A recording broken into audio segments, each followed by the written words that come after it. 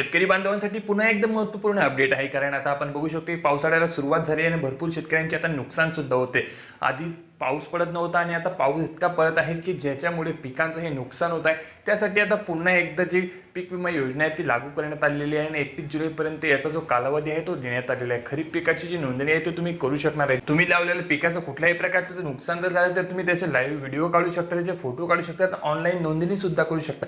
यासाठी पीक विमाची जी योजना आहे ती पुन्हा एकदा लागू करण्यात आली आणि शेतकऱ्यांना असे आवाहन सुद्धा करण्यात आलेले आहे की तुम्हाला जर ही रक्कम पाहिजे असेल, नुकसानग्रस्त शेतकऱ्यांना ज्यांचं नुकसान झाले त्यांना जर हे पैसे हवे असतील तर त्यांना नोंदणी करणे आवश्यक असणार। सोबतच मागे ज्यांनी पीक विमा भरलेला होता त्या शेतकऱ्यांचे पैसे रखडलेले होते, त्या शेतकऱ्यांना देखील जे पैसे आहे ते सुद्धा मिळणार आहे। कारण आता जे बघू शकता तुम्ही अधिवेशन सुरू आहे, पावसाळी अधिवेशनामध्ये याचे मुद्दे सुद्धा मांडण्यात आले। मागचे पीक विम्याचे पैसे होते जे शेतकऱ्यांना अजूनही मिळाले नव्हते, त्या शेतकऱ्यांच्या खात्यामध्ये रक्कम टाकण्यासाठी सुद्धा जे अधिवेशनामध्ये माहिती आहे ती देण्यात आलेली आहे। त्यासोबतच कर्जमाफीची जी योजना आहे त्याची रक्कम आहे ते शेतकऱ्यांच्या खात्यामध्ये टाकण्यासाठी सरकारने आता नियोजन केलेलं आहे आणि शेतकऱ्यांच्या खात्यामध्ये पैसे सुद्धा येत आहे। काही शेतकरी अपात्र ठरवले त्यांना सुद्धा योजनेत आणले जात आहे आणि त्यांच्या खात्यामध्ये सुद्धा ही रक्कम जमा केली जात आहे।